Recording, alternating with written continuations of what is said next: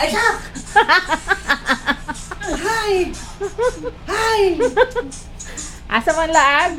DFO! Hey! Mumumpra! 24 bitaw karon guys, dili pa Boxing Day. Pero man laag na mi kay pagka 26 so ana. Okay, bye-bye! Hi everyone! So naana pud ko and manlaag mi karon og DFO. December 24 karon guys, wala pay Boxing Day. Pero nanay sale. Bitaw guys, i-take na mo ni nga opportunity kay lahi man gud diri mag-sale guys. Kay seryoso jud siya nga sale. Yan ang muda ko na gay imong mata kay naka-sale na gay ang presyo niya. Further discount pa jud. So grabe jud siya kababa sa presyo guys. Nya maski ulan, nalalaag hapon. Totohan. Wala bang mga Pilipino ning naa diri? Parehas na siya. 24. Parehag mga plano, 24 lang mga dito. Nanagan, ino, 24. Mas gabi jud ang sale basta Boxing Day guys. Pero makatagam ang kadaghan sa tao niya. Halos di nakaka-parking. Unya kapoy pod magpila dito sa cashier guys. Pasensyahin na jud akong naong diri kay pasta jud na akong luspara. Next time na ako i-share ang akong pagkaluspad guys. Anyway, naa nami sa DFO ani and ang first stop namo kay sa Nike.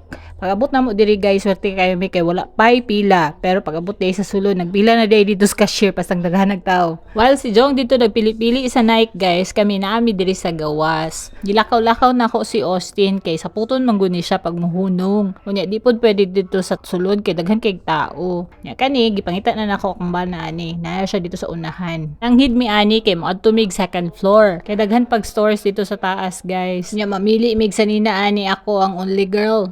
Kung tanaw ninyo, wala pa'y pila dire. Dili pa kayo inana kadaghan ang tao maski kanang lunchtime na ni siya. Kadugayon gikapoy na miglakaw-lakaw niya, gigutom na si Austin narao. Ikaon na siya daan.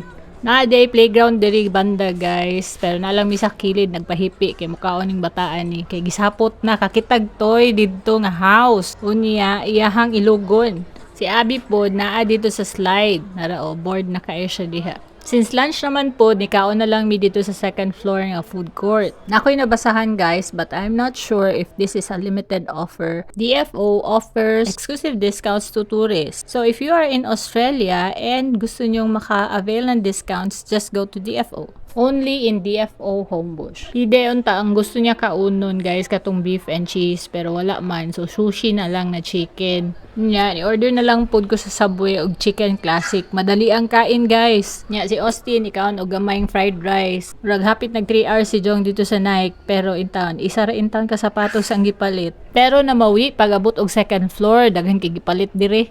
Una ni among last stop guys, kay gipangkapoy na jud mi si Isaac o na diya sa stroller. Nakapalit si Jong diri og jeans, tulo ka buok na tag $30 each.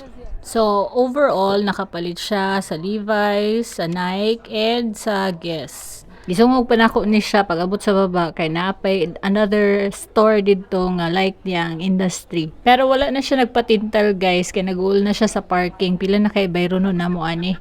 Honestly guys, diri sa Australia basta naalang kay money, naa kay income, lami jud kay mag-shopping guys. Dili jud ka magbaso sa mga presyo diri basta sale guys. Kani pauli na mi ani paadto na mig parking area. So mo na ang linya sa Nike nagsugod naglinya. Swerte pa jud kay mig na parkingan ani kay duol lang sa entrance. So ang among nabayaran sa parking fee guys kay $16.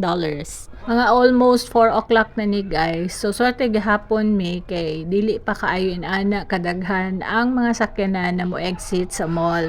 Unlike atong Black Friday sale sa Westfield para mata nga gabi jud daw walay irog-irog ang mga sakyanan pagawas sa Westfield. Kani siya smooth sailing lang, ambot lang karong Boxing Day. Nunya hangtod diri na lang sa ang akong video. Salamat sa pagtan-aw. Bye-bye!